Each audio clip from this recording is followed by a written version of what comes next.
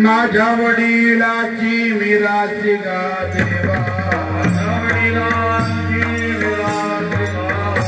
माझ्या वडिलांची मिराची गा देवा, तुझे चरण सेवा पांडुरंगा,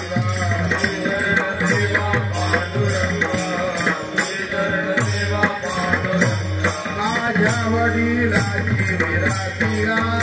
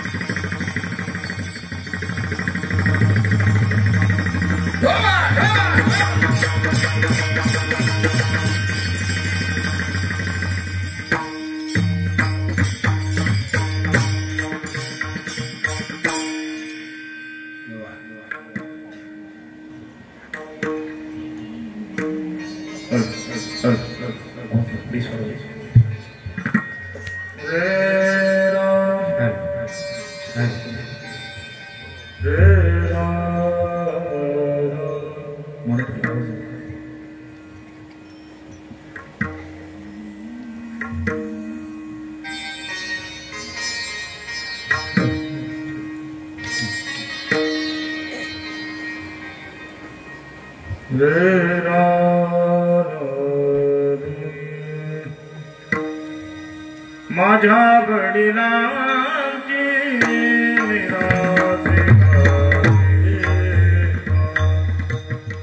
माझ्या वडिलांची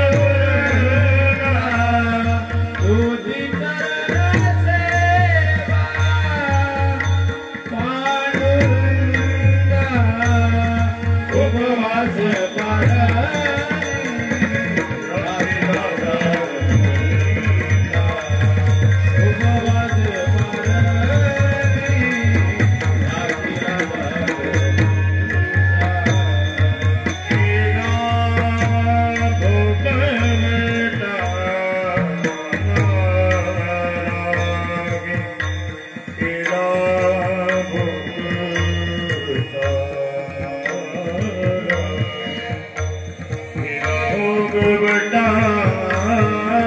भोगवटा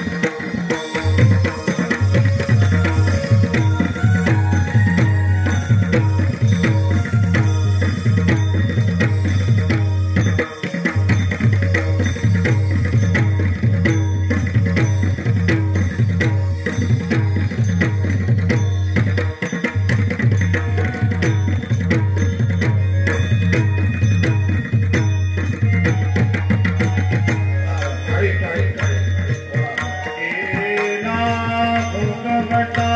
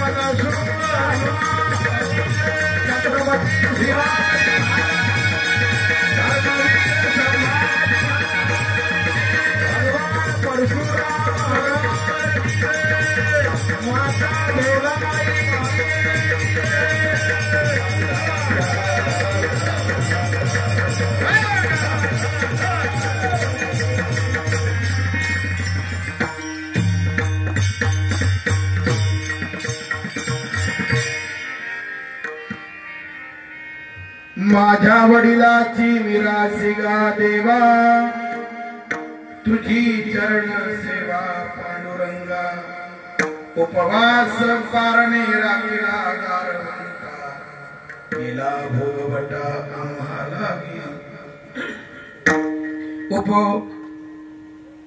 वंश परंपरा दासमी अंकिता तुका मोकलिता लाज कोणा उपवास पारणे राखिला दारवंटा केला भोगवटा आम्हालागी समचरण सरोजम सांद्रणीला मुदाभम जगन निहित पानिम मंडनम मंडनानं तरुण तुळसी माला कंधरो कंजनेत्र सदया धवलासो विठ्ठलो च्युतयामि सदय धवलासो विठ्ठलो चिंतया पांडुरंगा करू प्रथम नम पांडुरंगा करू प्रथम नम पांडुरंगा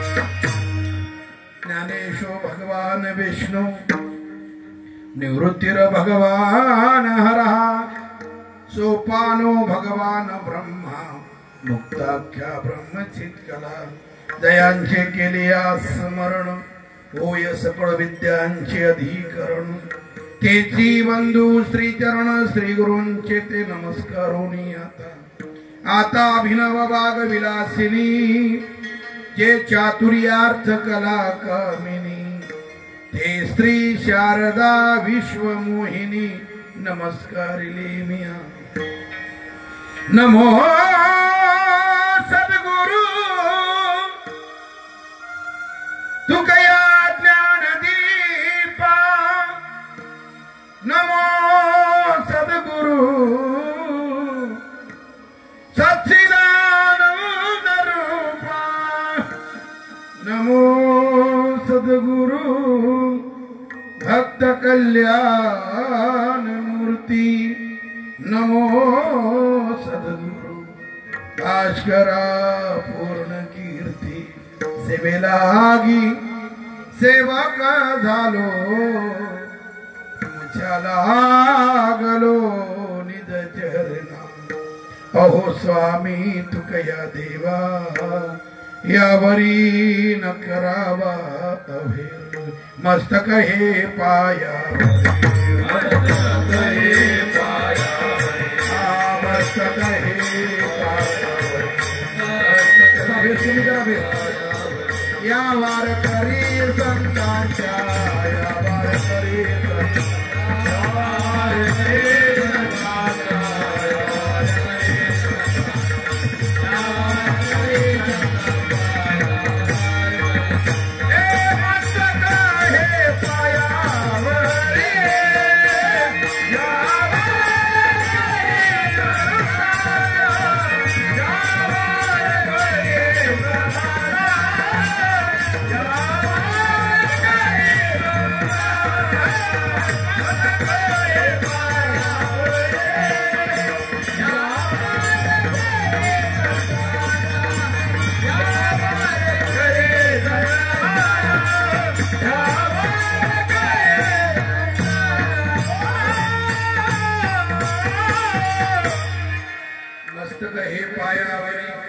या वार करी संतांच्या माझ्या वडिलाची मिरासी गा देवा तुझी चरण सेवा पांडुरंगा उपवास पारणे राखिला दार घंटा केला भोगवटा आम्हाला अखिल कोट ब्रह्मांड नायक रुक्मिणी प्राण संजीवन पंढरीश परमात्मा यांच्या असीम कृपेने अलंकारपूर पीठाधीश्वर ज्ञानी यांचे राजे योगी यांची माऊली साधकांचे मायबाप मुक्त तेजोनिधी कैवल्य साम्राज्य चक्रवर्ती माऊली महावैष्णव नानंबराय भगवान सर्वांच्या हृदयामध्ये व्याप्त असणारे वैराग्य रागरसिक श्री तुकोबाराय आदी करून सर्व संतांच्या कृपा आशीर्वादाने थोरा मोठ्यांच्या सहकार्याने तुम्हा सर्व भाविकांच्या पवित्र उपस्थितीमध्ये भगवान परशुरामांच्या पदस्पर्शाने पावन झालेल्या नगरीमध्ये जोलाई मातेच्या आशीर्वादाने गणरायाच्या कृपेने आणि तमाम वारकरी बांधवांच्या उपस्थितीमध्ये अतिशय सुंदर देखना नेत्रदीपक नयनरम्य भक्ती सोहळा आपल्या या पवित्र ग्रामामध्ये चालू आहे। त्या निमित्ताने उपस्थित सर्व माता भगिनी पुरुष वर्ग तरुण बांधव दर्दी गर्दी शिस्त शांतता आणि या सर्वांच्या एकत्रीकरणाने कार्यक्रमाला लाभलेले हे सौंदर्य उपस्थित सर्व गायनाचार्य मृदंगाचार्य टाळकरी मंडळी या सर्वांच्या चरणी विनम्र अभिवादन करतो। ज्यांच्या माध्यमातून हा कीर्तनाचा सुयोग माझ्याकडे प्राप्त झाला ते सर्व गुरुमाऊली वारकरी सामाजिक सेवा ट्रस्ट यांच्या माध्यमातून अध्यक्ष प्रकाश महाराज तांबिटकर, गुरुवर्य दत्ताराम महाराज आयरे, संदेश सिगवन, गणपतराव शिंदे, संदीप तांबिटकर, दीपक गोरीवाले, दिलीप कदम, विकास जुजम, काशीनाथ नवेलो आणि हा संपर्क ज्यांनी करून दिला म्हणजे कीर्तनाचा आमचे सन्मित्र हरिभक्त परायण म्हटलं तरी हरकत नाही, परमार्थ प्रेमी संदेश भाऊ यांच्याही सर्वांच्या चरणावरती माता नतमस्तक करतोय. आपल्या विशुद्ध आणि निर्मळ अंतःकरणामध्ये भगवंताच्या भक्तीचा उदय होण्याकरिता या भारत देशाला पुन्हा वैभवाचे दिवस दाखवण्याकरता आदरणीय गुरुवर्य महाराज समोर बसलेले आहेत. त्यांच्या चरणी मी विनम्र अभिवादन करतोय. भगवान महाराज यांच्या चरणी मी नतमस्तक होतो, सर्वांना धन्यवाद देतो. या भारत देशाला पुन्हा वैभवाचे दिवस दाखवण्याकरिता, या मातीला धन्यता प्राप्त होण्याकरिता, आपली कुटुंब व्यवस्था पुन्हा एक रस होण्याकरिता आणि आपल्या आत्मउन्नतीचा पथ साकारण्याकरिता आपण सर्वजण मोठ्या आदराने, निष्ठेने आणि श्रद्धेने या धर्ममंडपात उपस्थित आहात. उपस्थित सर्व भाविकांच्या चरणारविंदी साष्टांग विनम्र अभिवादन करून चिंतना करता सुरुवात करूया. विठ्ठल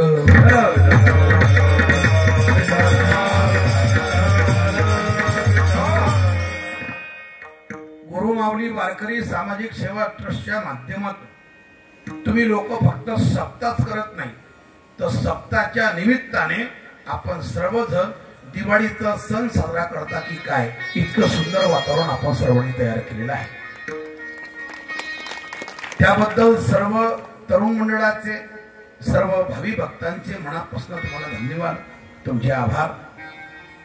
या अभंगामधून जगद्गुरु तुकोबा आहे आपल्या अंतःकरणामध्ये काही आकांक्षा, अपेक्षा, इच्छा रुक्मिणी प्राण संजीवन पंढरीश परमात्मा यांच्या समोर प्रगट करत आहे. एखादा सामान्य मनुष्य जेव्हा भक्ती करत असतो आणि एखादा संत महात्मा जेव्हा भक्ती करत असतो तेव्हा दोघांच्या भक्तीमध्ये फार मोठं अंतर असतं, फार मोठा डिफरन्स असतो. सामान्य मनुष्य भगवंताची भक्ती करतो ते सकामतेच्या भावनातून, त्याच्या अंतःकरणामध्ये संसारामधल्या अनेक आकांक्षा, इच्छा, अपेक्षा ह्या दडलेल्या असतात. त्या भक्ती करण्या पाठीमागे त्याच्या पाठीमागचा उद्देश त्याचा वेगळा असतो. त्याच्या अंतःकरणातल्या भावना हे प्रापंचिक स्वरूपाच्या असतात, सांसारिक स्वरूपाच्या असतात.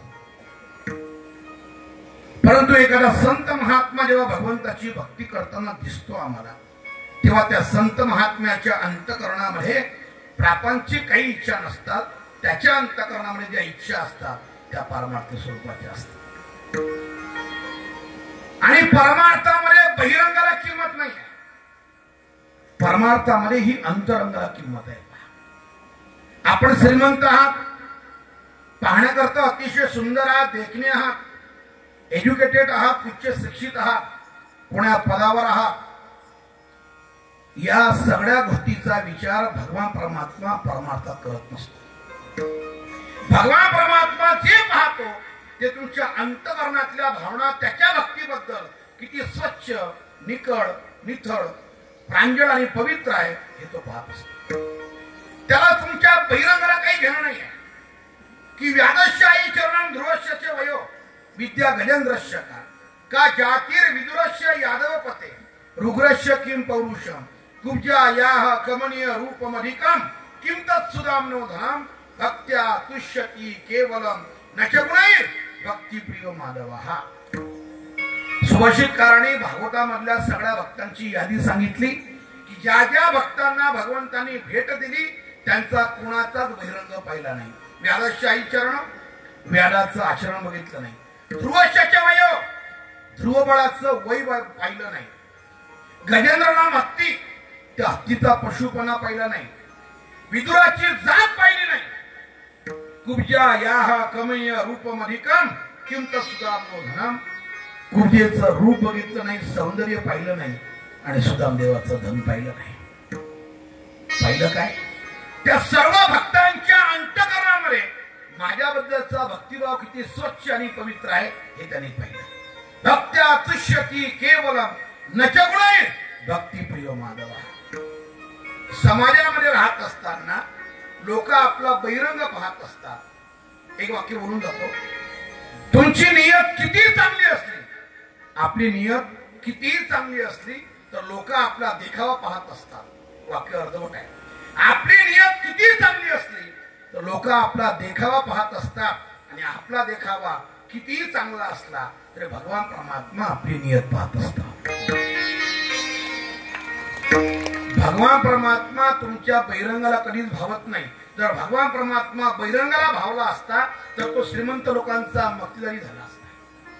भगवान परमात्मा एखाद्याचा सौंदर्य पाहून भावला असता तर जे पाहण्याकरता ते सुंदर आहे त्याच्या चरणी तो बाळ झाला असता.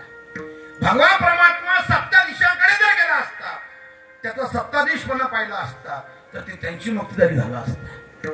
भगवान परमात्मा बहिरंगाला कधीच भावत नाही. भगवान परमात्मा पाहतो की परमार्थ करीत असताना आपल्या अंतःकरणामध्ये भावना काय आहे. महाराज त्याचं उत्तर देत आहे. अंतरीचे घेतो गोडी पाहे जोडी भावाची, पाहे जोडी भावाची, पाहे जोडी भावाची.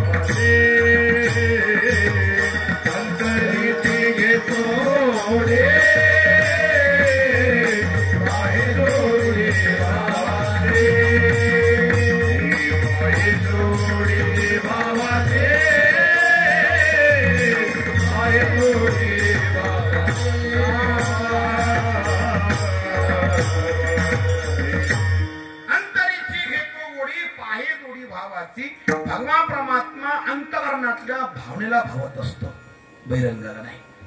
वारकरी संप्रदायाचं तत्वज्ञान हे समाजामध्ये परिवर्तन करणारं तत्वज्ञान आहे. आपण एज्युकेटेड आहात, उच्च शिक्षित आहात, बहुश्रुत आहात, म्हणून तुमच्या सर्वांच्या समोर एक धाडसाने वाक्य बोलण्याचा प्रयत्न करतो.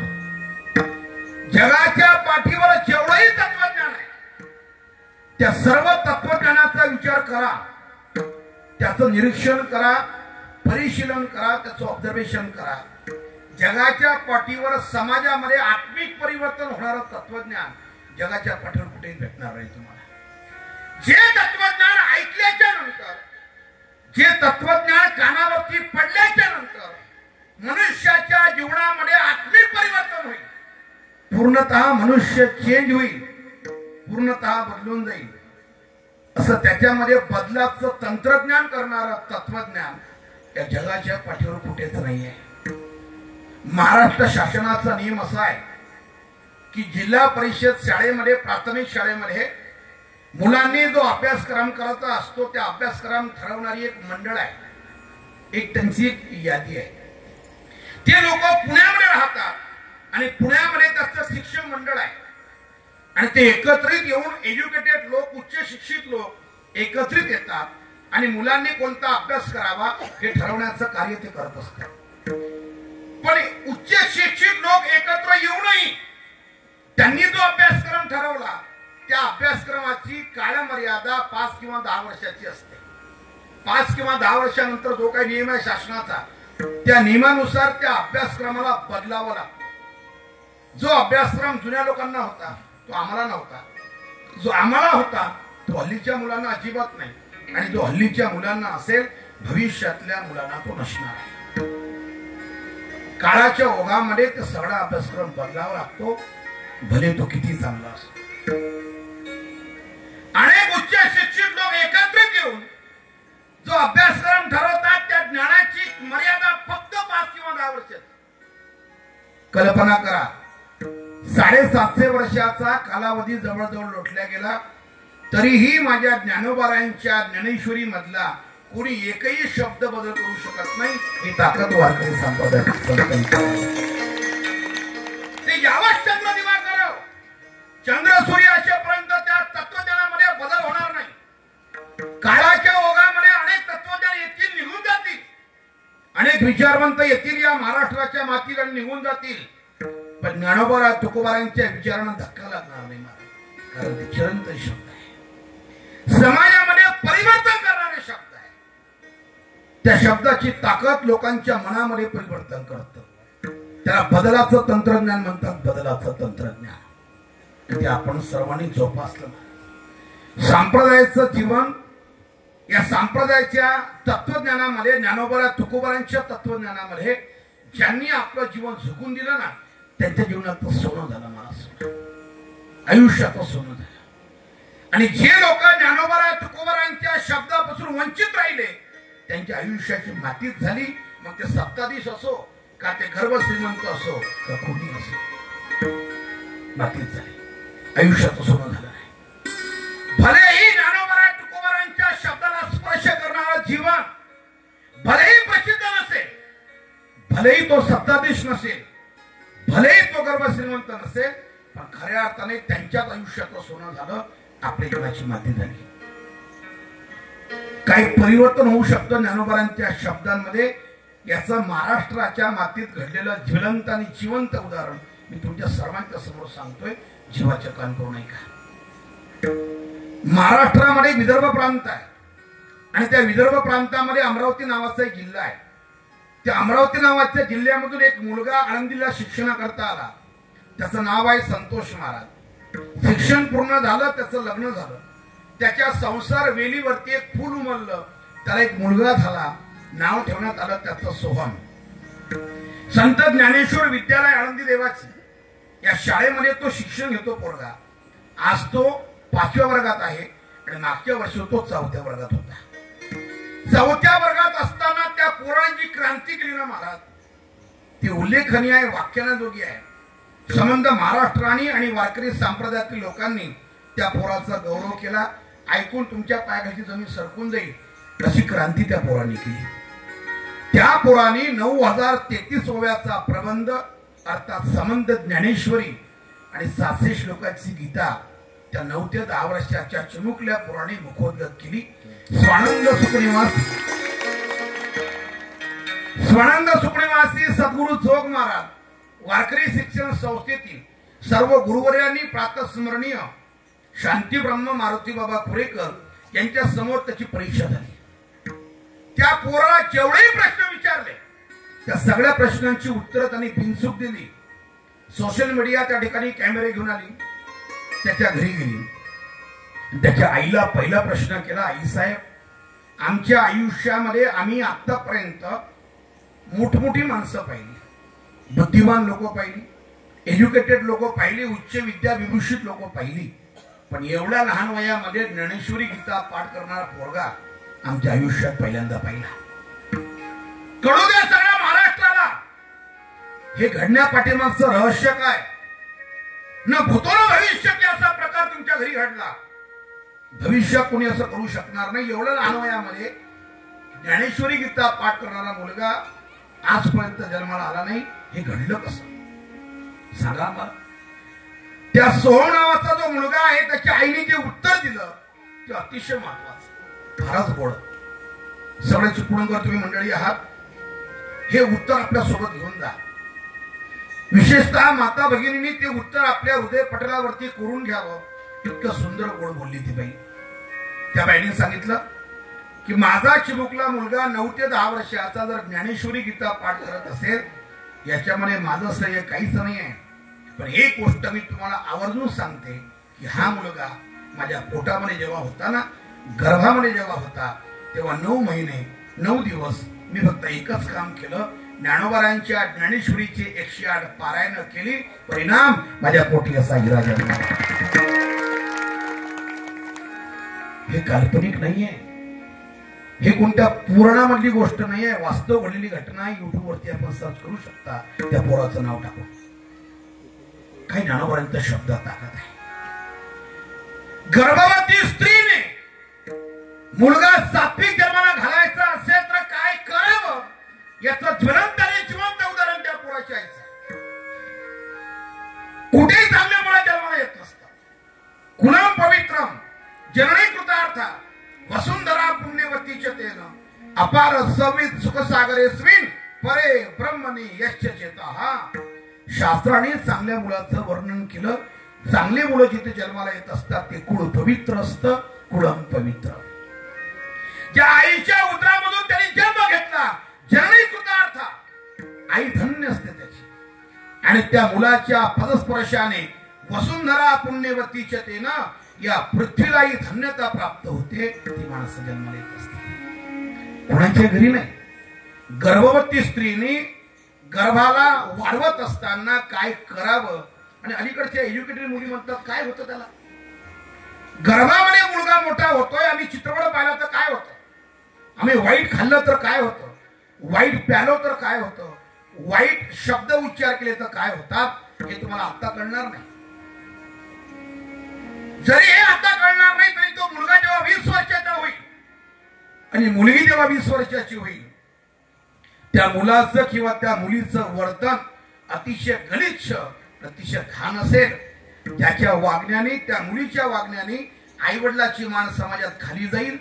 हे त्यावेळेस जेव्हा कळेल तुम्हाला की मुलीचं किंवा मुलाचं वर्तन खूप घाण आहे, वाईट आहे, तेव्हा मुलाला दोष देऊ नका, मुलीलाही दोष देऊ नका.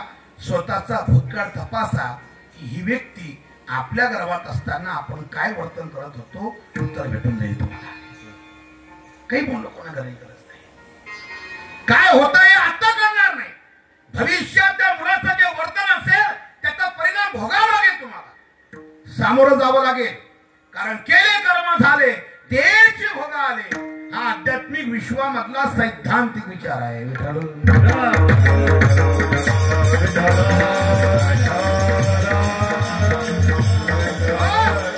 कर्म चुकीचा घडल्याच्या नंतर त्याचा परिणाम, त्याचा परिपाक आज ना उद्या भोगावाच लागतो. त्याची सुटका कोणाचीच होत नाही. साक्षात भगवंतांनी सृष्टी निर्माण केली. त्या भगवान कृष्णाला देखील आपल्या नियमाला बाद करता आला नाही. कर्म चुकीचं घडलं, त्याचा परिणाम भोगावा लागला त्याला. त्याने असं नाही म्हटलं की मी देव आहे, मी का भोगावं, नाही. जरी महाभारतामध्ये जे अधर्म करत होते भीष्माचार्य ते सगळे, पण हिंसा घडली ना, हिंसा घडली. रक्ताचे पाठ वाहिले, अनेक स्त्रिया विधवा झाल्या, अनेक मुलं बेघर झाले, अनेक आपल्या आईला आपल्या मुलांच्या प्रतावरती रडावं लागलं. महाभारताचं युद्ध जेव्हा चालू होतं तेव्हा दिवसभरामध्ये सूर्योदयापासून तर सूर्यास्तापर्यंत लोकांची संख्या, मरणाऱ्यांची महाभारत वर्णन करताय जवळजवळ 4 लाख लोक एका दिवशी मरत होते. हिंसा घडली ना, रक्ताचे पाठ वाहिले ना, याला जबाबदार कोण? भगवंताला त्याची शिक्षा भोगावी लागली. युद्ध संपलं आणि भगवान परमात्मा गांधारी मातेच्या दर्शनाकरता गेली. दर्शन घेतलं आणि गांधारी मातेने सांगितलं, कृष्णा, जर तू जर विचार केला असता आणि तुझ्या मनात जर इच्छा आली असती तर युद्ध थांबलं असतं. तो नियंत आहे, भगवान परमात्मा आहे, पण तुझ्या मनात तर नव्हतं. युद्ध थांबावं ही तुझी इच्छाच नव्हती. माझ्या 100 पोरांचं मरण पाहावं लागलं मला, आणि आमच्या डोळ्यात देखत माझ्या 100 पोरांचा प्रेत यात्रा मला पाहावं लागली. कृष्णा, ज्याप्रमाणे माझ्या कुळाचा सर्व नाश झाला तुझ्यामुळे, तू मात्र पांडवाची साथ देऊन या युद्धाला पुढे चालवलं, पण थांबवलं नाही. माझ्या 100 पोरांना पाहावं लागलं मरताना मला. जा, एका शिवभक्तीचा तुला शाप आहे. ज्याप्रमाणे माझ्या वंशाला मरताना मी पाहिलं, माझ्या वंशाचा विनाश पाहिला, तुला सुद्धा तुझ्या 56 कोटी यादवाचा विनाश पाहावा लागेल. हा शाप आहे माझा, तुला गांधारीने दिलेला शाप आहे. भगवंताने अतिशय विनम्रतेने स्वीकारला. माते, खरं आहे तुझा. हिंसा घडली, रक्ताचे पाठ वाहिले, या जबाबदार मी. जर तुला असं वाटत असेल मी जबाबदार आहे, तुला शाप स्वीकारतो मी. भगवंताने स्वतःच्या यादव कुळाचा नाश स्वतःच्या डोळ्यात देखत पाहिला, पण थांबवू नाही शकले. स्वतःच्या मुलाने सॅम नावाचा मुलगा एका ऋषीची चेष्टा करतोय. साडी नेसून समोर त्याला उभं केलं. ऋषीला विचारलं, सांगा, ही आमची बहीण आहे, मुलगा होईल का मुलगी होईल? ऋषीने शाप दिला, हिला मुलगा होणार नाही, मुलगी होणार नाही. जा, हिला मुसळ होईल, आणि हेच मुसळ त्या 56 कोटी यादवाचा विनाश करेल. भगवंताने असं नाही म्हटलं उद्धवा अरे माझा मुलगा आहे, माझ्या मुलाची चूक झाली, मी त्याला क्षमा करतो, अजिबात नाही. पुन्हा भगवंताने सांगितलं एका ऋषीची चेष्टा केली, साधूचा अपमान केला, भोगावं लागणारच आहे. जरी माझा मुलगा असेल तरी मात्र कर्म कोणाला माफ करत नाही, स्वतः देवाला माफ करत नाही, देवाच्या पोराला माफ करत नाही, देवाच्या बापाला माफ करत नाही. तुमची आमची काय कथा आहे विठ्ठल?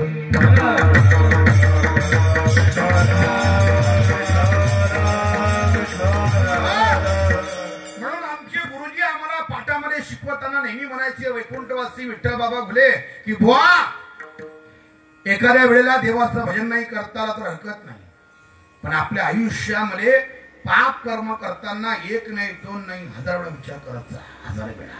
का? त्याचा परिणाम जेव्हा भोगण्याकरता समोर येईल तेव्हा किती खतरनाक परिणाम होईल, किती वाईट होईल. म्हणून कर्म तुम्ही केव्हाही करा, चुकीचं कर्म झाल्याच्या नंतर आज ना उद्या त्याचं प्रायश्चित्त भोगावं लागतं. चांगले मुलं जन्माला घालायचे असेल तर स्त्रीने आपल्या आयुष्यामध्ये गर्भवती असताना ज्ञानेश्वरी वाचावी, गाथा वाचावा, हरिपाठ वाचावा, भागवत वाचावं, रामायण वाचावं, छत्रपती शंभूराजे आणि छत्रपती शिवाजी महाराजांच्या कथानक भाग वाचावे, जेणेकरून जननी जने तो भक्त जने दाता या शूर नाही तो जननी बांज भली क्यों खोटे हो. कबीर महाराज बोलतायत जर तुम्हाला जन्म द्यायचा असेल एखाद्या मुलाला तर तो शूरवीर, दाता नाही तर भक्त जन्माला घाला. या तिघातून जर तुम्हाला जन्म कोणाला द्यायचा इच्छा नसेल तर नाही तो जननी बांज भली क्यों खोटे हो. आपल्या चेहऱ्याचं सौंदर्य नष्ट करू नका, कारण स्त्री प्रसूत झाली की तिला आपल्या चेहऱ्याचं सौंदर्य नष्ट करावं लागतं. कबीर महाराज बोलताय विनाकारण सौंदर्य नष्ट करू नका, तुम्ही तशाला तरी चालेल पण देशाचं भलं होईल असा मुलगा जन्माला घालायचा. आणि ते मुलगा जन्माला घालणं फक्त आई वडिलांच्याच हातात आहे, दुसऱ्या कोणाच्याच नाही. शास्त्राच्या म्हणण्याप्रमाणे आई वडील जर गर्भाची धारणा करेल तर मुलगा चांगला जन्माला येईल, वाईट जन्माला येणार नाही. पण शरीराचे चोचले पूर्ण करण्याकरता जर तो आपल्या कुटुंबाची व्यवस्था करत असेल तर मुलगा मात्र वाईट जन्माला येईल. वेळ जर सांभाळली नाही गर्भधारणेची तर पुढे परिणाम भोगावा लागतो. भागवतामधलं सुंदर असं उदाहरण आहे कश्यप आणि दितीचं उदाहरण. दितीने आपल्या पतीकडे अर्थात कश्यपाकडे कामयाचना निर्माण केली, मागणी केली, पण ज्या वेळेस तिने मागणी केली होती ती वेळ सायंकाळची होती. आणि सायंकाळच्या वेळेमध्ये माणसाने 4 गोष्टी करू नये असं शास्त्रवचन आहे. एक, सायंकाळच्या वेळेमध्ये संध्याकाळच्या वेळेमध्ये मनुष्याने झोप घेऊ नये, निद्रा घेऊ नये. सायंकाळच्या वेळेमध्ये मनुष्याने जेवण करू नये, सायंकाळच्या वेळेमध्ये मनुष्याने स्वाध्याय करू नये आणि सायंकाळच्या वेळेमध्ये माणसाने संसार करू नये. परिणाम त्याचा भयंकर वाईट होत असतो. भगवान शंकर आपल्या गणांसोबत त्या वेळेस फिरत असतात. लक्ष्मी घरी येण्याची वेळ असते, देवाजवळ बसावं, तुळशीजवळ बसावं, दिवा लावावा आणि शुभम करोति कल्याणम आरोग्यम धन संपदा असं म्हणावं, हरिपाठ करावा, भगवंताचं भजन करावं. त्यावेळेस जर वेळ चुकली तर परिणाम भयंकर वाईट होतो. आणि दिती जेव्हा वेळ मागती आहे ती सायंकाळची वेळ होती. नाविलाज झाला कश्यपाचा, दितीची इच्छा पूर्ण झाली आणि कश्यपाने सांगितलं दिती कामांध झालीस तू, कामापुरांना भयम लज्जा, तुला लाज वाटली नाही, तुला भय वाटलं नाही, परिणाम भोगावा लागेल.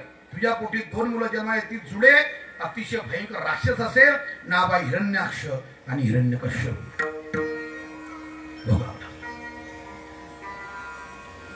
2 पत्नी आहेत, एक दिती आहे, अदिती आहे. अदितीच्या पोटामधून देव जन्माला आले आणि दितीच्या पोटामधून दानव जन्माला आले. तुम्ही वेळेचं बंधन जर पाळलं नाही तर भविष्यात त्याचा परिणाम संततीच्या माध्यमातून भोगावं लागेल. जर संतती योग्य दिशेने चालावी असं वाटत असेल तर माणसाने आपलं जीवन संप्रदायाच्या प्रवाहामध्ये घालवलं पाहिजे. प्रवाहामध्ये विठ्ठल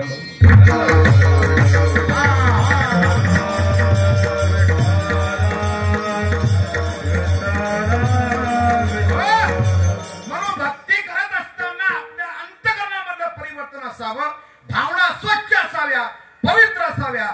देवाकडे हात पसरत असताना प्रपंचातलं काही मागायचं नाही. मागायचं काय महाराज सांगताय आपल्याला प्रथम चरणामध्ये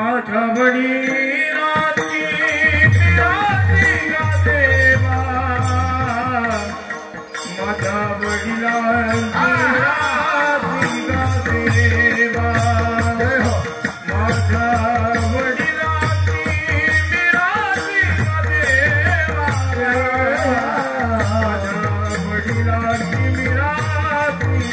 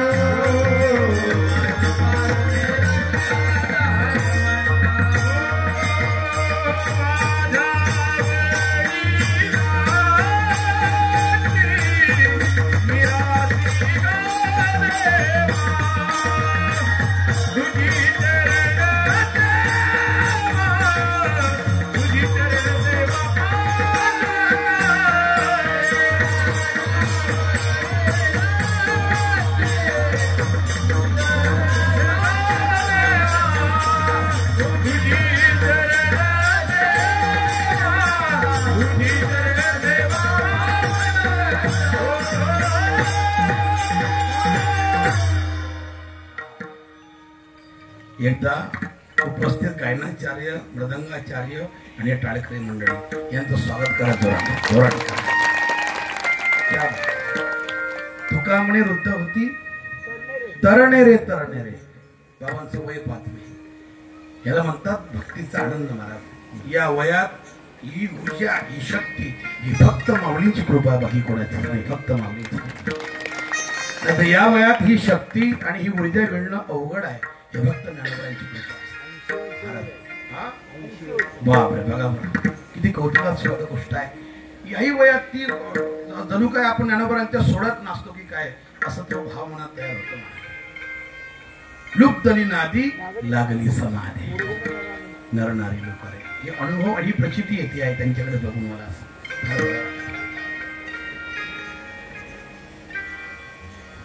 वैष्णवा संगती सुखवा जीवा आणि कमी देवा काही ने वैष्णवा संगती सुख वाटे जीवा. तो आनंद आहे. वैष्णवाच्या संगतीमध्ये आनंद अनुभवाला या ठिकाणी मिळतो. या सर्वांना खूप धन्यवाद देतो मी. महाराज बोलताय की भगवंताच्या जवळ गेल्याच्या नंतर त्या भक्तीच्या मोबदल्यामुळे काही मागायचं असेल तर हे मागायचं काय, तुझी चरण सेवा पांडुरंगा.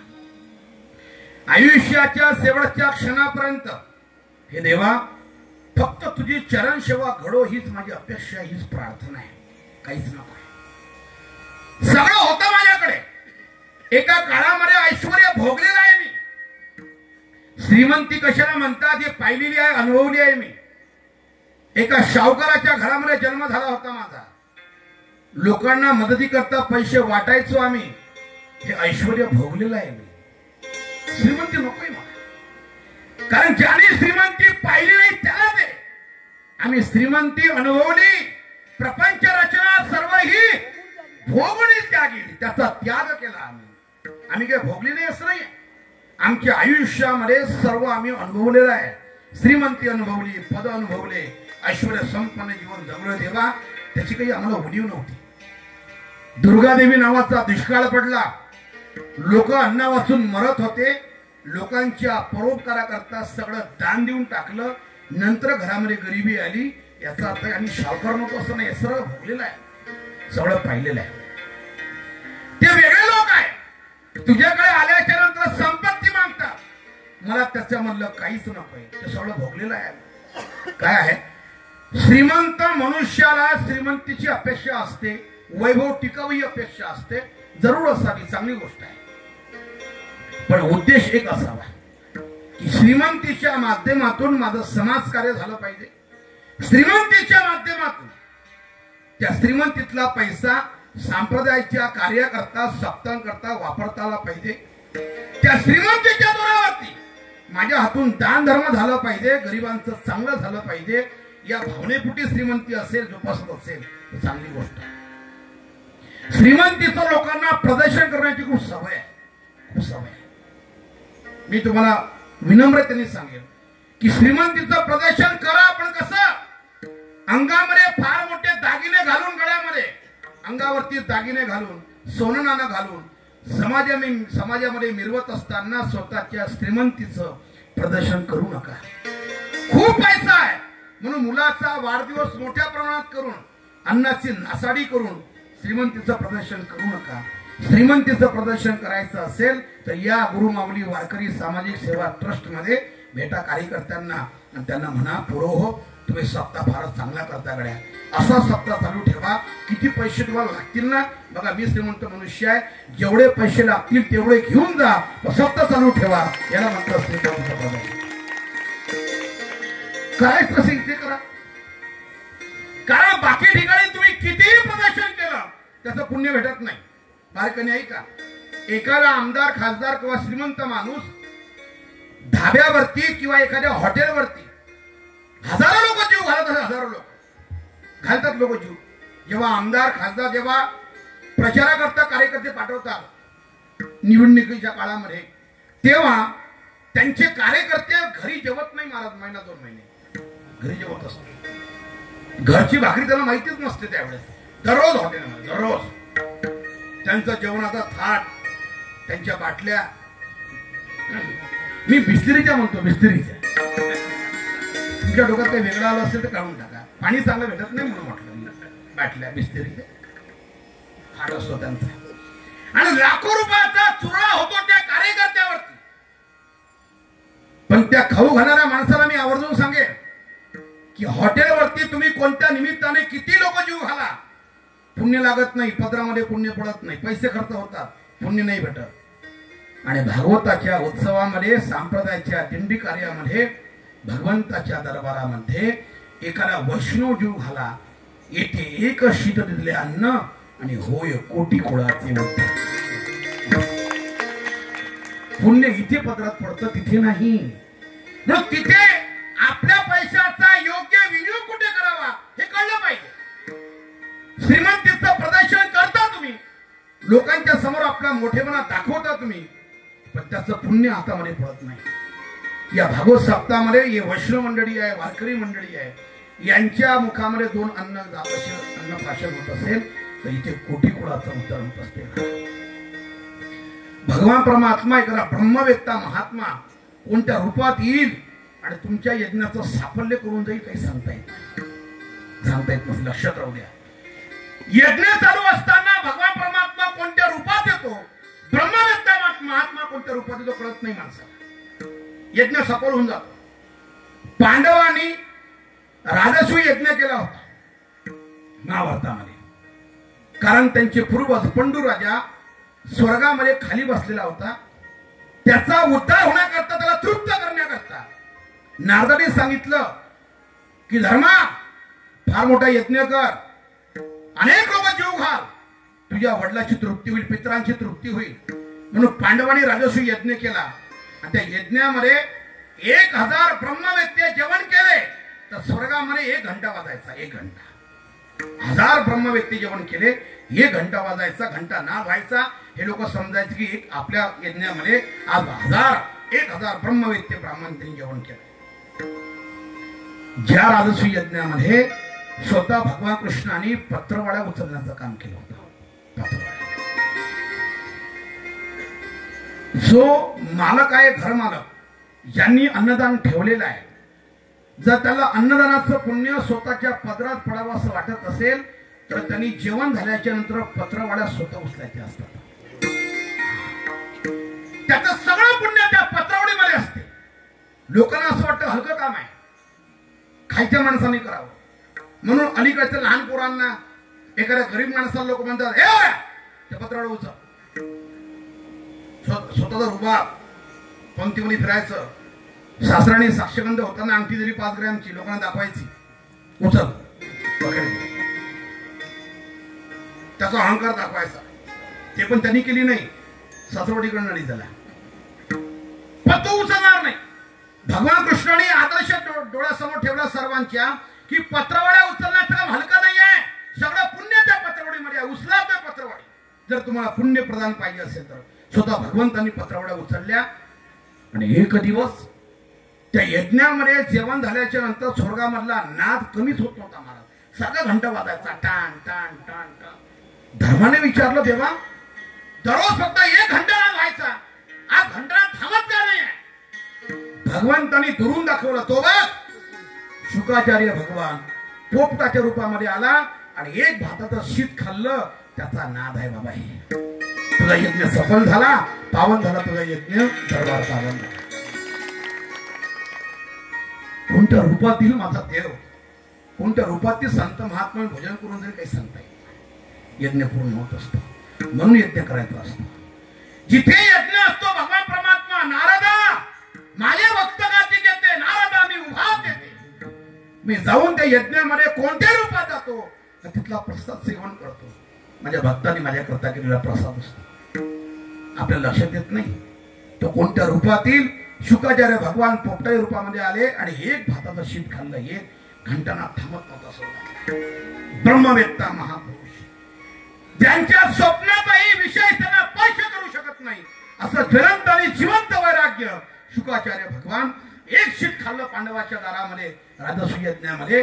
ते 3 पिढ्या सलत होतं. 3 पिढ्या या पांडवांच्या उपकारातून उत्तीर्ण कसा हो बाबा? 1 शीत खाल्लं यांच्या दरबारात, कसा उत्तीर्ण हो? तेव्हा 3 पिढ्याच्या नंतर राजा परीक्षितला शाप लागला शृंग ऋषीचा, आणि तेव्हा त्याच्या उपकारामध्ये उत्तीर्ण होताना त्याला भागवत सांगून त्या 1 शीतातून उत्तीर्ण झाले शुकाचार्य. कोणाकडे काय उपासना सांगता येत नाही. कोणता महान असा तत्ववेत्ता ब्राह्मण आणि महान भगवत भक्त आपल्या यज्ञामध्येही सांगता येत नाही. म्हणून यज्ञामध्ये कीर्तन झाल्याच्या नंतर किंवा नसताना अगोदर जेवढे भाविक आलेत ना, त्यांना महाप्रसाद ठेवण्याची ही प्रथा आहे. त्याचं कारण त्या लोकांच्या गर्दीमध्ये एखादा ब्रह्मवेत्ता महात्मा कोणत्या रूपात येईल, माझा भगवान परमात्मा कसा येईल आणि तुमचा प्रसाद सेवन करून सांगता येत नाही. म्हणून महाप्रसाद ठेवायचा असतो. इथे 1 शीतातले अन्न होय कोटी कुळाचे उद्धरण, पैशाचा योग्य विनियोग कुठे करावा हे कळलं पाहिजे. महाराज आदेश देत आहे, उदास विचार वेसाकारे, उदास विचार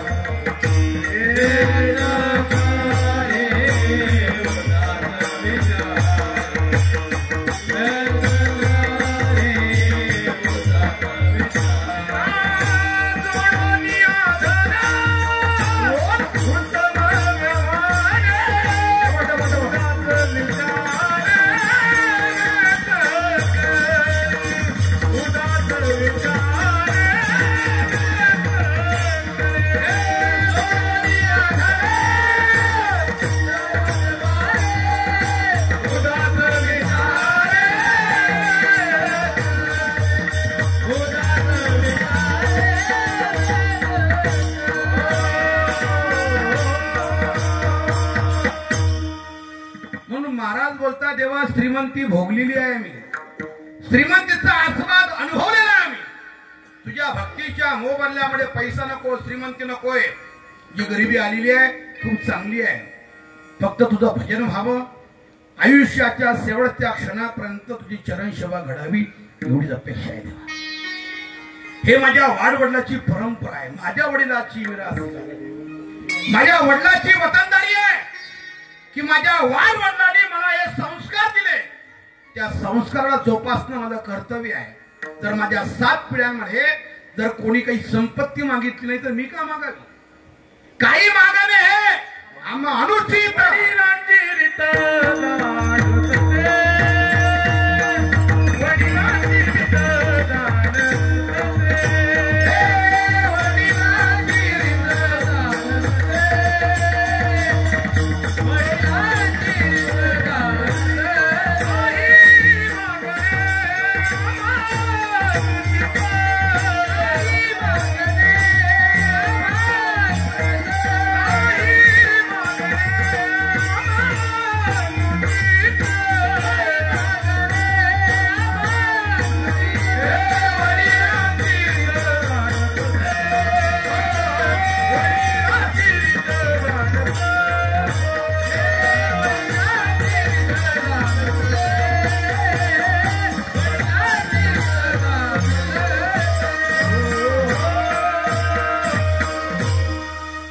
बोलताय. हे माझ्या वाडवडिलाची परंपरा आहे, काही मागणे हे आम्हा अनुचित वडिलांची रीत जाणत असो.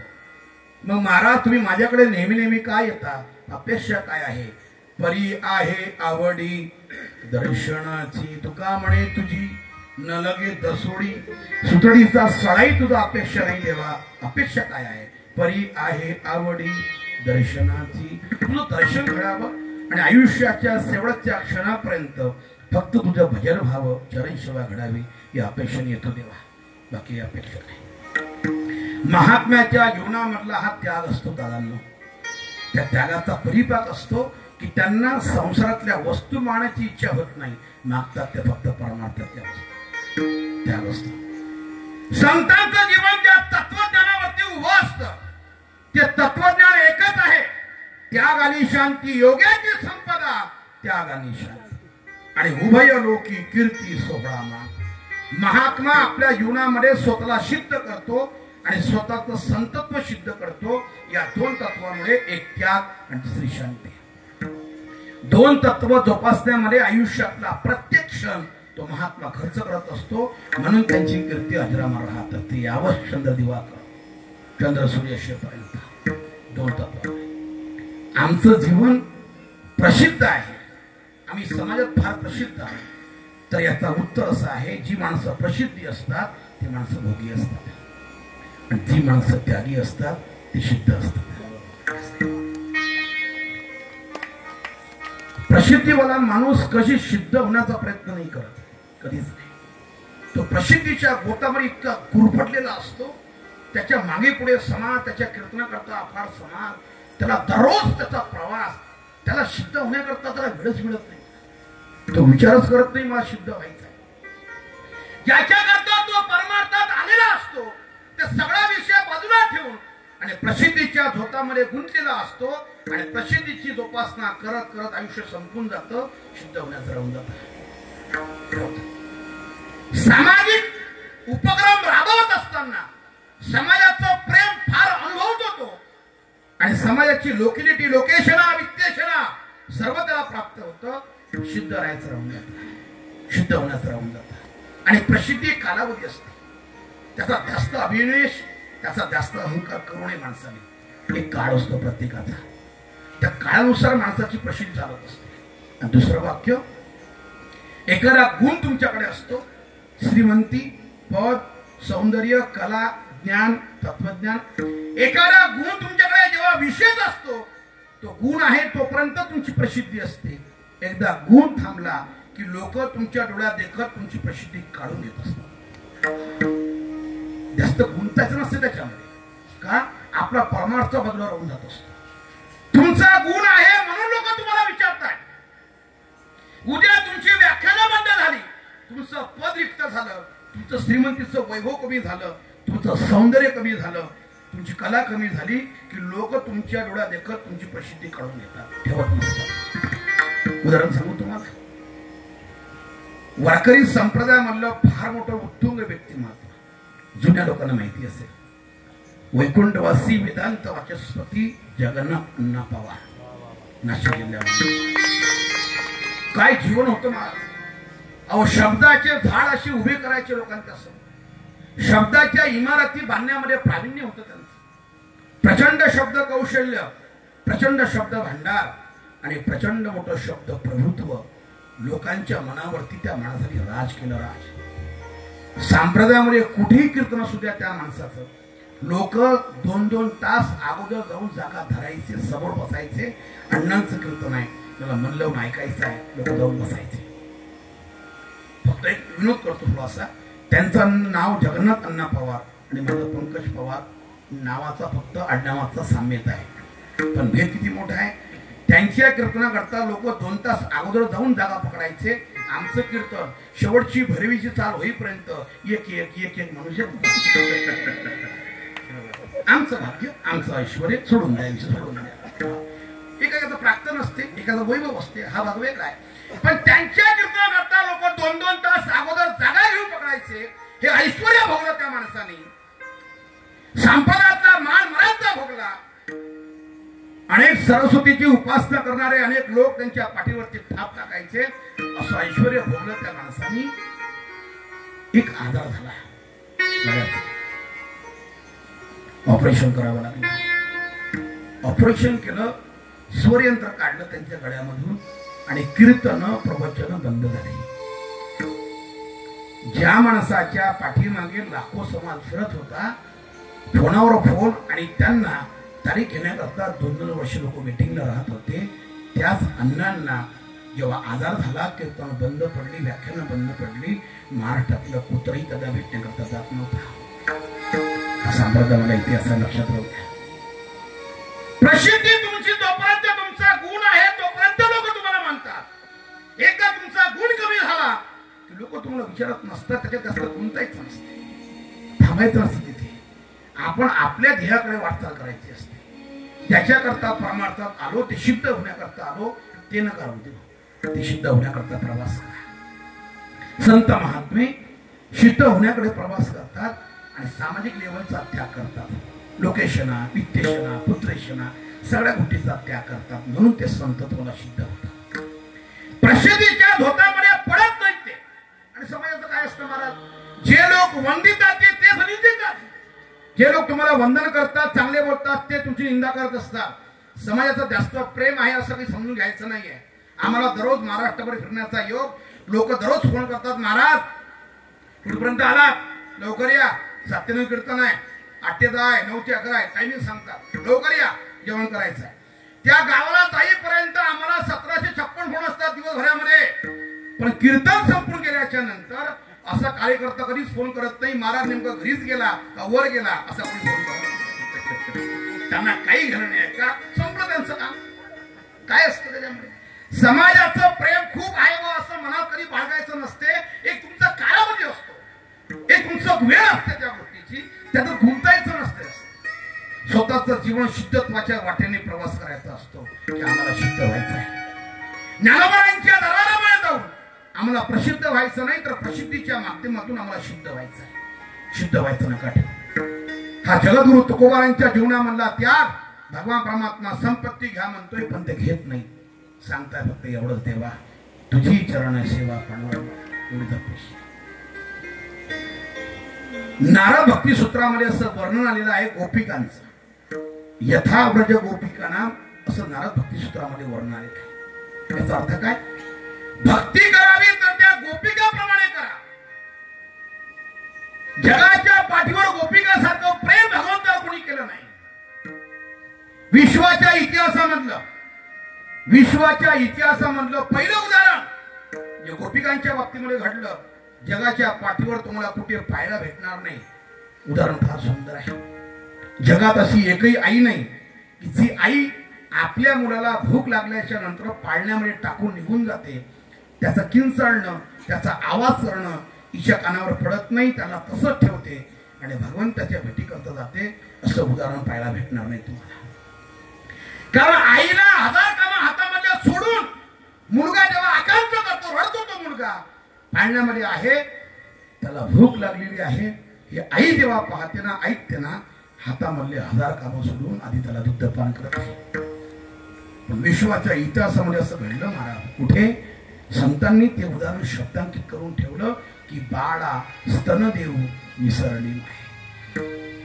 गोपिका भगवंताच्या भेटी करता जात असताना मुलाला स्तनपान करण्याकरता विसरायचं, एवढा त्या पती सुद्धा विसर पडला. संतांनी त्यांच्या त्यागाचं वर्णन करून ठेवलं आहे. संसारातल्या कोणत्या घटनेचा आठवण नव्हता त्यांना, काय त्याग आहे. आणि म्हणून यथार्थ गोपिकांना भगवंताने त्यांचा स्वीकार केला, तसा नाही केला. संसारातल्या सर्व गोष्टींचा कायमस्वरूपी त्याग केला, म्हणून त्यांनी भगवंताने त्यांचा स्वीकार केला. अरे भगवंताच्या मुरलीचा एक स्वर त्यांच्या कानावरती पडला ना महाराज, देव भान विसरायच्या. मुरली बारे मुरली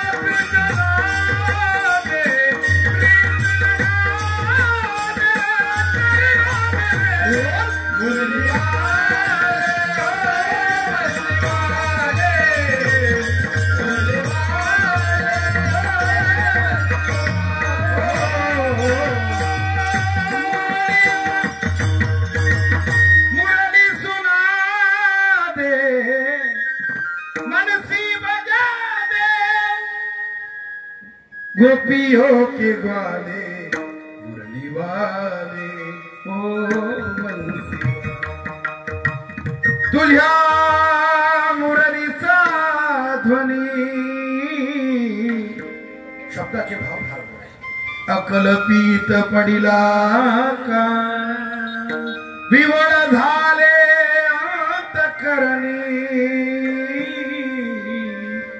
मी घर धंदा आहारे सावडिया कैसी वाजवली मुरली, आहारे सावडिया कैसी वाजवली मुरली, आहारे सावडिया कैसी वाजवली मुरली, आहारे सावडिया कैसी वाजवली मुरली.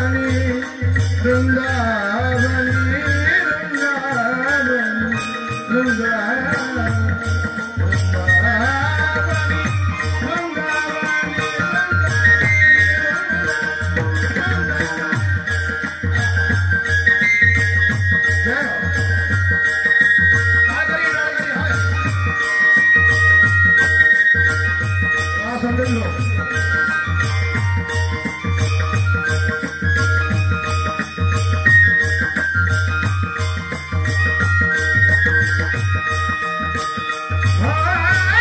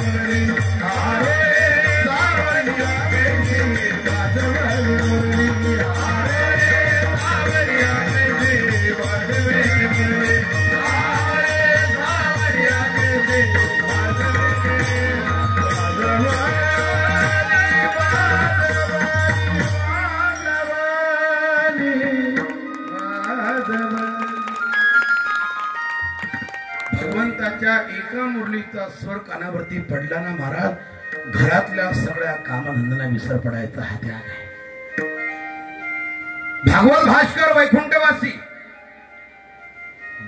ब्रह्मलीन डोंगरेजी महाराज आपल्या भागवत कथेमध्ये वाक्य बोलायचे जुन्या लोकांना माहिती असेल, फार गोड. डोंगरेजी महाराज सारखा भागवतामध्ये प्रावीण्य मिळवणारा वक्ता या महाराष्ट्राच्या मातीत पुन्हा कधी जन्माने शक्य नाही. भागवत भास्कर म्हणतात त्यांना. काय गोड कथा करायची महाराज. मेरा कन्हैया म्हटलं ना त्यांना भाव समज लागायची, भाव समाधी. पंढरपूरला कथा होती आणि तत्कालीन देशाच्या महिला पंतप्रधान इंदिरा गांधी येऊन बसल्या कथेमध्ये. केव्हा आल्या, केव्हा बसल्या, किंवा उठून गेल्या, डोंगरेजी महाराजांना काहीच माहिती नव्हतं. ते जर भगवंताच्या गोड अशा चरित्रामध्ये बेभान होती, कृष्ण प्रेमी होते ना. समोर कन्हैयाची मूर्ती होती, त्या कन्हैयाकडे बघून मेरा कन्हैया म्हटलं की डोळ्यांना धार लागायचे त्यांच्या. हृदय कंपमान व्हायचं त्यांचं, कंठ सद्गतीत व्हायचा आणि अश्रूंना वाट मोकळी करून देऊन भगवंताची गोड अशी कथा करायची. पाहते कोण आलं कथेमध्ये, लोक आहे नाही आहे त्यांना काही घेणं नव्हतं. ते म्हणायचे की ज्या मनुष्याच्या अंतकरणामध्ये प्रचंड विषयाच्या लालसा दडलेल्या असतात, त्याने आयुष्यभर जरी परमार्थ केला तरी त्याच्या अंतकरणात कृष्ण भक्तीचा उदय कदापि शक्य होत नाही. हे त्यांचा सिद्धांत आहे. कृष्ण भक्तीचा उदय इथे होण्याकरता अंतकरणामध्ये विकार रहित अंतकरण पाहिजे.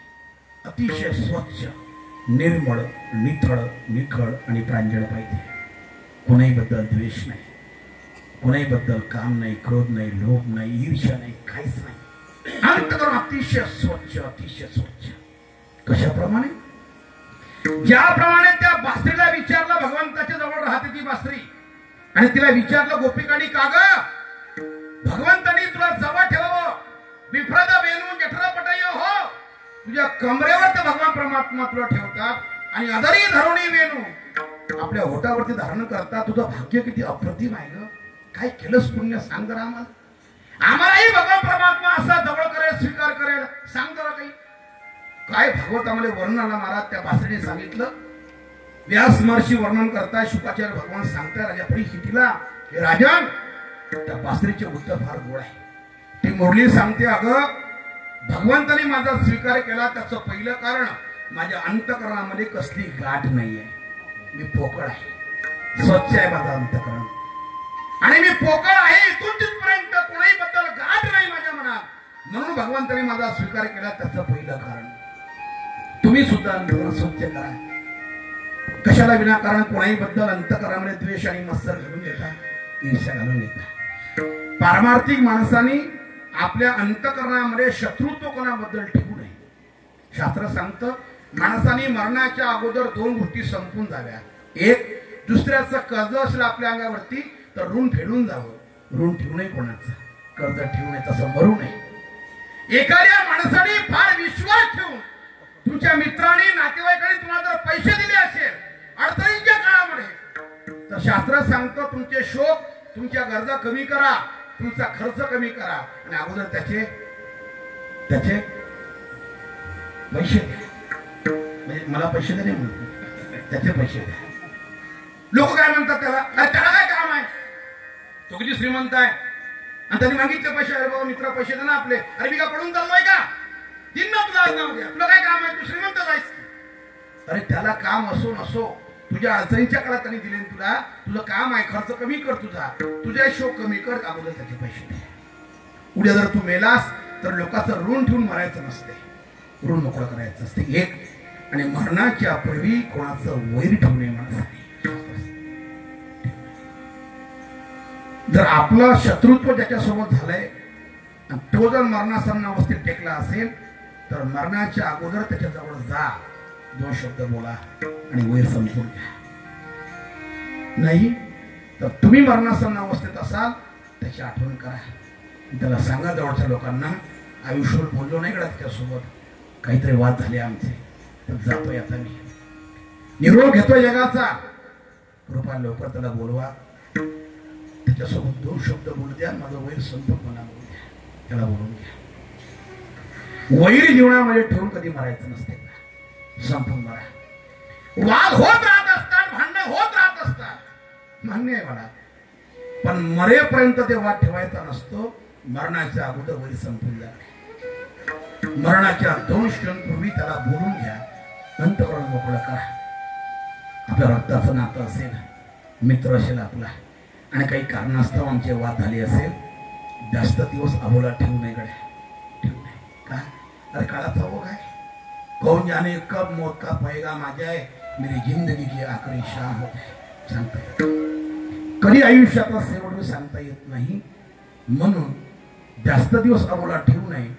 अबोला ठेवता जर तो मेला ना आपल्या डोळ्यासमोर, तर तुम्हाला कानावरती फोन येतो, रामभाऊ माणूस गेला बरं काय. माणूस गेला असं कानावरती पडल्याच्या नंतर कितीही आपलं वाद असू द्या आणि कितीही आपलं शत्रुत्व असू द्या, भावकीच्या नात्याने आणि सामाजिक बांधिलकीच्या नात्याने आपल्याला जावं लागतं. जरी आपला शत्रू असेल, आपण बोललो नाही आयुष्यभर, तरी जावं लागतं.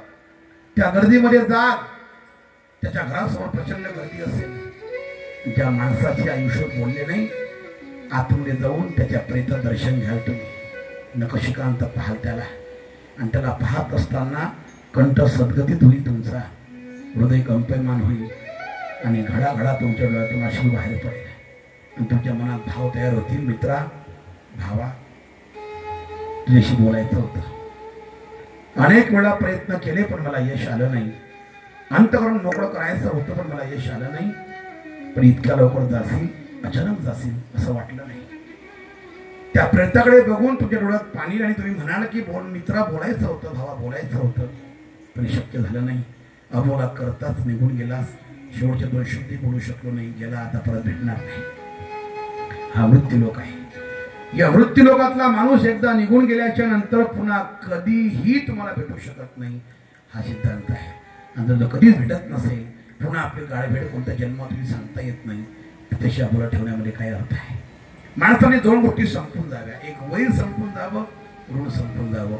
अबोला ठेवणे कोणास कोणा विनाकारण ती मुरली सांगते, गाढ कोणाबद्दल मनात ठेवू नका, भगवान परमात्मा तुमचा स्वीकार करेल.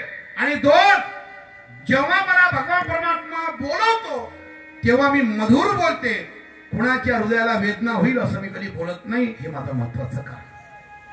एवढे 2 कारण जरी आपण आयुष्यभर जोपासले ना, 1 कोणाबद्दल द्वेष मस्त्र ठेवायचा नाही, आणि 2 जगाशी संभाषण करत असताना मधुरच बोलू. आम्ही कधी वाईट बोलणार नाही. एवढं जरी नियम पाळले ना, भगवान परमात्मा आपल्यापासून दूर नाही आहे, दूर नाही. आपण काय करतो? आपण कीर्तन ऐकतो, प्रवचन ऐकतो, सगळं करतो, वाऱ्या करतो, व्रतवैकल्य करतो, पण एखादा नवीन पोरगा टाळ घेऊन उभा राहिला आणि त्याला समज जर नसेल, टाळ वाजवणं म्हणता येत नसेल, चांगली चाल, त्याला राग रागिनी माहिती नाही आहे, त्याला ताल माहिती नाही, त्रिताल माहिती नाही, जपताल माहिती नाही, त्याला कोणता दीपचेन माहिती नाही आहे, लग्या त्याच्या तयार नाही, त्याचे मुखले तयार नाही, तो नवीन पोरगा आहे. असा पोरगा जेव्हा संप्रदायामध्ये येतो तेव्हा जुने भजनी म्हणतात, हे बऱ्या बाजू नको द्या, बघा इकडं आज तुला इकडं जमत नाही, तुला हो इकडं बाजूला. तुला इतकं वाईट वाटतं महाराज, तो म्हणतो साहेब आप्पाजी हा तुमचा टाळ, हे तुमची माळा, सप्ताह तुम्ही रामकृष्ण. परत मंडळाकडे पण यायचं नाही, फिरकायचं नाही, आपलं बोलणं त्याला गोंजावं लागतं, त्याला गोड बोलावं लागतं, मधुर बोलावं लागतं. समाजाचं नेतृत्व करणाऱ्या माणसाकडे 2 गुण महत्वाचे आहेत. डोक्यावरती बर्फ ठेवायचा, तोंडामध्ये सतत साखर ठेवायची, अर्थात डोकं शांत ठेवायचं, थंड ठेवायचं, आणि मुखामध्ये गोडवा ठेवायचा. 2 गोष्टी जर मुख्य माणूस जोपासत असेल ना, समाज गोळा करण्याकरता वेळ लागत नाही, गोळा होत. त्याच्या मुखामध्ये गोडवा पाहिजे. आम्ही ज्यांच्याकडे राहिलो चातुर्मासामध्ये पंढरपूरला, ते वैकुंठवासी भजन विश्व संत गोदे बाबा, त्याच्या सोबत राहत असताना आम्हाला कटू अनुभव कधी आला नाही. ज्यांनी पाहिलं असेल त्यांना माहिती आहे किती गोड बोलायचं मला. या महाराज जेवण करा, भोजन करा. किती लांबून आला, प्रवास केला, दर्शन केलंय, जेवण करा, भोजन करा. काय गोड बोलायचं. तासन तास त्यांच्याजवळ बसायचो आम्ही आणि असं त्यांची वाणी ऐकत राहायची. मधुरा वाणी ओटी तुका म्हणे बाबा पोटी, मुखी अमृताची वाणी देह देवाचे. इथं गोड बोला. अरे तुमचं बोलणं समोरच्या हृदयाचा ठाव घेतला पाहिजे, त्याच्या हृदयामध्ये कायमचं घर केलं पाहिजे. पारमार्थी माणसाची वाणी पाहिजे, तेव्हा समाज गोळा होत असतो, तेव्हा लोक एकत्रित असतात. आणि भगवान कृष्ण आणि भागवतामध्ये सांगितलंय संघ शक्ती कलियुगे. या कलियुगामधली खरी संघटना, फक्त खरी शक्ती त्या संघटनेमध्ये आहे. जोपर्यंत संघटन आपलं होणार नाही, इथे या मंडपात तरुण पाहिजे, तरुणांचं संघटन पाहिजे, तेव्हा गावाचा उत्सव आणि गावाचं धार्मिक कार्य मोठ्या स्वरूपात वाढत असतं. नव्हे कलाचा खेळ म्हणून मेळ मिळविला. संघटन महत्वाचं आहे. आमच्या धार्मिक कार्यामध्ये जर तरुण एकत्रित येत नसेल आणि धार्मिक कार्य वाढवत नसेल ना महाराज, हे देशाची मोठी शोकांतिका आहे. मी प्रार्थना करेल सर्व तरुण वर्गांना की आपल्या धर्माचं कार्य पुढे वाढवण्याकरता आपण एकत्रित येणं महत्वाचं आहे. भविष्यामध्ये येणारे काळ अतिशय भयंकर वाईट असणार आहे. आपण एकत्रित आलो नाही तर परकीयांचे हल्ले आपल्यावरती होण्याकरता वेळ लागणार नाही. आपण एकत्रित येणं महत्वाचं आहे. आणि या छत्रपतींचा महाराष्ट्र आहे. ज्या राजांनी साडी कोळी माळी धनगर सगळ्या लोकांना एकत्रित केलं, 18 पगड जाती लोकांना एकत्रित करून हिंदवी स्वराज्याची स्थापना केली. आणि हिंदवी स्वराज्याची स्थापना व्हावी ही श्रींची इच्छा. आणि जगतासमोर आदर्श दिला की धर्माकरता आपण काय केलं पाहिजे.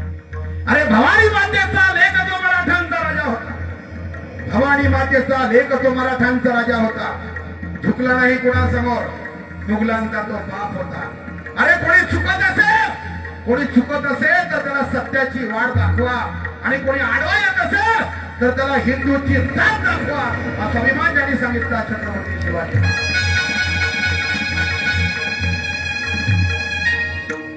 काही सामान्य राजा होता, त्यांच्या नावडे होता. पण या संस्थेकरता, या हिंदवी स्वराज्याच्या स्थापनेकरता रक्त सांडलं, आपण बलिदान दिलं. काय महाराज, महाराष्ट्रात चित्रपट गाजला छावा गावाचा. मी कधी म्हणणार नाही, कधी कोणाला खेळत चित्रपट पहा, पिक्चर पहा, पण प्रार्थना करेल ज्याला प्रयागच्या कुंभमेळ्यात जाता नाही आला ना, त्याने एकदा छावा चित्रपट पहा, धन्य करून घ्या आपलं जीवन आणि कृतार्थ करून घ्या. काय लढला माझा राजा महाराज, शेवटपर्यंत एवढे अत्याचार झाले त्याच्या देहावरती, पण कधीच आपल्या मुखातून शब्द बाहेर काढला, धर्मांतर नाही केला. सांगितलं औरंग, हा संभाजी जर मेला ना तर संभाजी छत्रपती शिवाजी महाराज व्यक्ती नाहीये, ते विचार आहे. या विचाराचे अनेक संभाजी महाराष्ट्राच्या घराघरात जन्माला येतील, तो आम्हाला मारू शकत नाही. छत्रपती शिवाजी महाराज व्यक्ती नाही, हे विचार आहे. आणि ते प्रत्येकाच्या घराघरा सह्याद्रीच्या खराखरामध्ये घुसलेले आहे, तो आम्हाला मारू शकत नाही. एक संभाजी मरेल, हजारो संभाजी निर्माण होतील या महाराष्ट्रामध्ये. देशाकरता काय ना, देश धर्म पे मिटने वाला शेर शिवा का छावा, महापराक्रमी महाप्रतापी एक ही शंभू राजा. एक दापा अंगावरती शारे उभे राहतात, अंगावरती काटा उभा राहतो महाराज, तेव्हा जिवंतपणे त्याच्या अंगाचे लचके तोडले जातात राजांच्या. काय त्याग आहे धर्माकरता. आम्ही एकत्रित येऊ शकत नाही, धर्माचं कार्य वाढवू शकत नाही. शोकांतिका असेल, येणारा काळ भयंकर वाईट असेल, संघटन महत्वाचं आहे. द्वेष, मत्सर, ईर्ष्या सगळ्या मनातून बाहेर काढून माझ्या धर्माचं कार्य आहे, मला वाढवायचं आहे, वाढवण्याकरता माझं योगदान राहील, एवढी अपेक्षा असावी. परमार्थामध्ये आल्याच्या नंतर इतर तर काही मागायचं नाही, एवढंच मागायचं, तुझी चरण सेवा पांडुरंगा. एकदा सर्वांनी मोठ्या प्रमाणे भजन करायचं आहे आणि उरलेल्या 10 मिनिटांमध्ये आपण थांबणार आहोत. मोठ्या प्रमाणे हात वर करायचे सर्वांनी. भगवंताचं गोड असं भजन, कोणी कंटाळ न करता मोठ्या प्रेमाने. पार खुमाय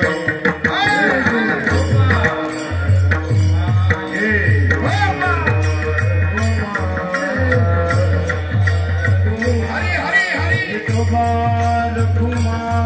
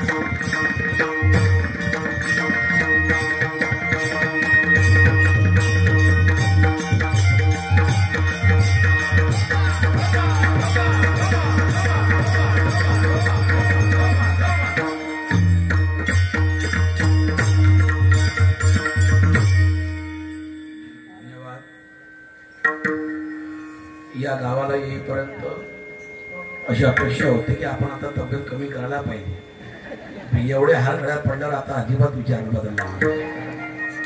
आता तब्येत अशी ठेवावी लागेल, कारण एवढे आहार जोपासण्याकरता तब्येत लागेल ना मला. तुमचं कौतुक आहे, धन्यवाद. माझ्याबद्दल एवढा आदरभाव व्यक्त केला.